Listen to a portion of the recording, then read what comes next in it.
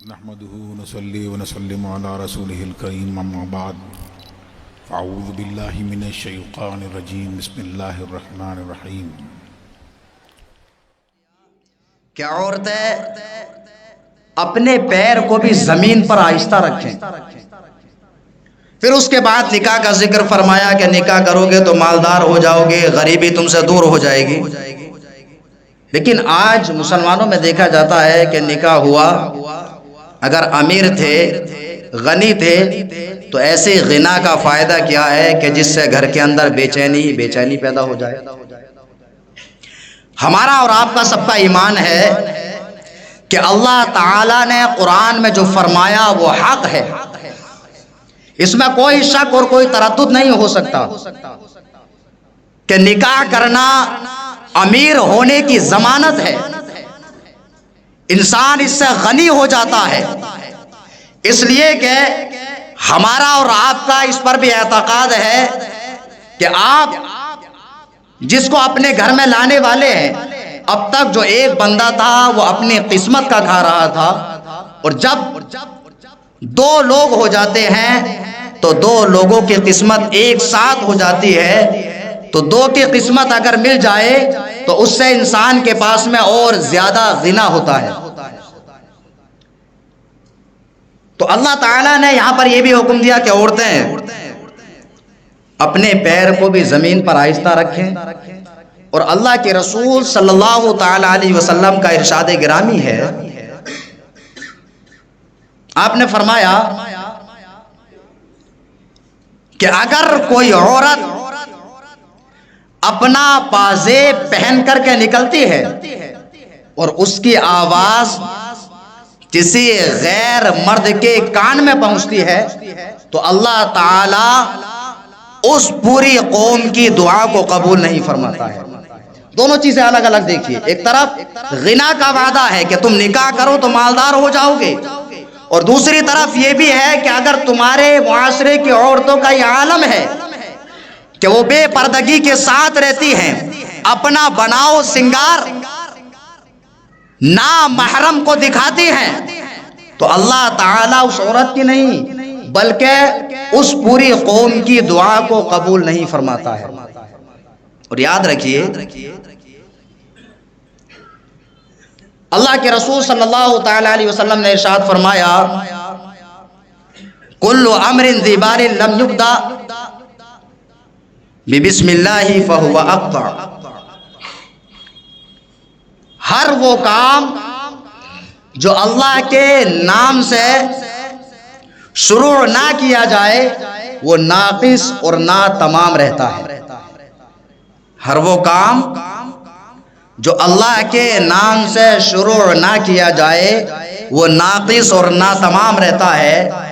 جو لوگ مدرسے کے اندر ایک دو سال بھی پڑھے ہوں گے اچھی طرح سے اس حدیث کے بارے میں جانتے ہیں، حضرت بیٹھے ہوئے ہیں اور بھی حضرات ہیں یہاں پر، تو اس کو جو ہے اس پر پڑھایا جاتا ہے کہ ہر کام کے شروع میں بسم اللہ پڑھنا چاہیے۔ مطلب یہ کہ ہر کام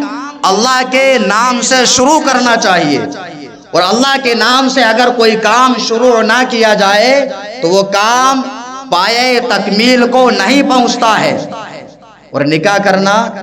یہ بھی نیک کام ہے، اللہ کے رسول صلی اللہ تعالی علیہ وسلم کی سنت ہے۔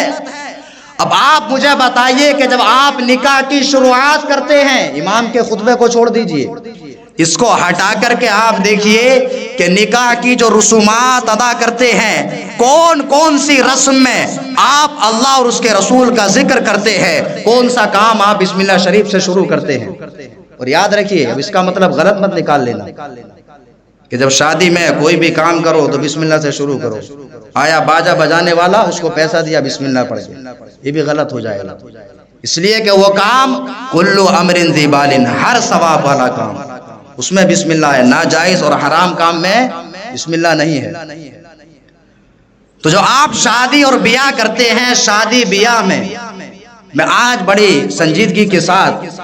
جو کام اس میں کرنے چاہیے جو نہیں کرنے چاہیے جملتاً آپ کو بتا دوں، ورنہ بات بہت لمبی ہو جائے گی۔ آج نکاح کے اندر دیکھا جائے، شادی کے اندر دیکھا جائے تو جو کام شادی کے اندر جائز ہی نہیں بلکہ اللہ کے رسول صلی اللہ تعالی علیہ وسلم کی سنت ہے، اس پر بھی ہماری اور آپ کی توجہ نہیں۔ جب نکاح کرتے ہیں تو نکاح میں ایجاب و قبول یہ تو نکاح کے لیے شرط ہے، اور خطبہ پڑھنا یہ سنت ہے۔ اور یاد رکھے، چاہے خطبہ نکاح کا ہو، چاہے خطبہ جمعہ کا ہو، چاہے خطبہ عیدین کا ہو، پڑھنے کا الگ الگ حکم ہے، لیکن تمام خطبوں کا سننا واجب ہے۔ کیا؟ تمام خطبوں کا سننا واجب ہے۔ جب امام خطبہ پڑھتا ہے چاہے وہ نکاح کا ہو، اس وقت آپ قرآن کی تلاوت بھی نہیں کر سکتے، اور وہاں پر کہاں کا تو تلاوت اتنی بے حرمتی ہوتی ہے، کبھی کبھی اتنا خراب محسوس ہوتا ہے کہ وہاں پر ایک انسان کیمرہ لے کر کے کھڑا ہوا ہے۔ جب کیمرے ہی میں ساری چیزوں کو قید کرنا تھا تو یہ گواہ کی، وکیل کی، نکاح پڑھانے والے امام کی آپ کو ضرورت کیا ہے؟ سب چیز کیمرے میں قید کر لو، ہو گیا۔ یاد رکھیے، نکاح کے اندر یہ تمام چیزیں حرام ہیں، اور نکاح پر اللہ رب العزت نے قرآن میں فرمایا کہ آپ نکاح کرو گے تو امیر ہو جاؤ گے۔ امیر نہ ہونے کی وجہ کیا ہے؟ اللہ کے رسول صلی اللہ تعالی علیہ وسلم ارشاد فرماتے ہیں، آپ تصویر کشی کرتے ہیں اور آپ ان تصویروں کو بنا کر کے بھاری پیسہ بھی خرچ کرتے ہیں،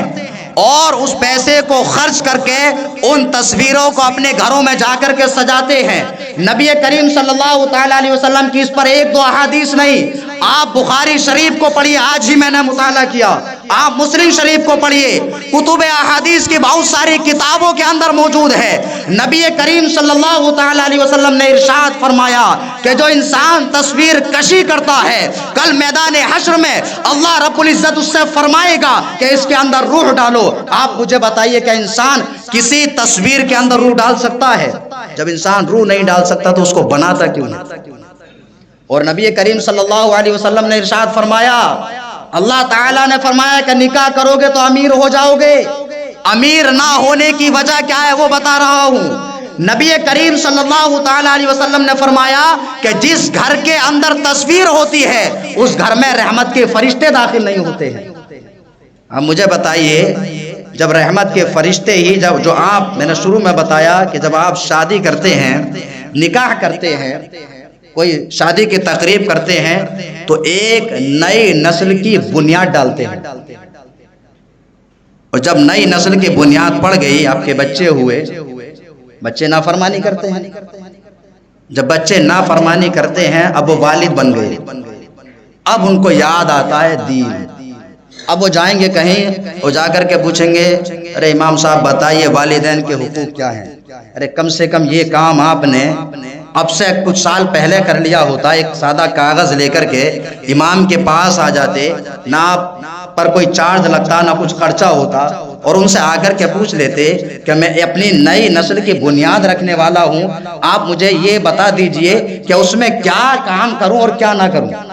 اگر آپ اس طرح کرتے تو اللہ کی رحمت سے امید ہے کہ آپ کی اولاد بھی فرما بردار ہوتی، اور آپ کی اولاد فرما بردار ہی ہوتی نہیں ہوتی، بلکہ آپ جو شادی کرتے، اس شادی میں جو خرچہ کرتے، وہ خرچہ اگر اللہ کے رسول صلی اللہ تعالی علیہ وسلم کی سنت کے مطابق کیا جاتا تو ہر پیسہ خرچ کرنے پر آپ کو اجر بھی ملتا، اور فضول خرچی جو کہ شیطان کا کام ہے اس سے بھی آپ بچ جاتے، اور جب تمام گناہوں سے آپ بچ جاتے تو اللہ کی رحمت سے امید ہے کہ آپ کی نئی نسل غنی بھی ہو جاتی، اور آپ کی جو نئی نسل پیدا ہوتی وہ آپ کی مطیع اور فرما بردار ہوتی۔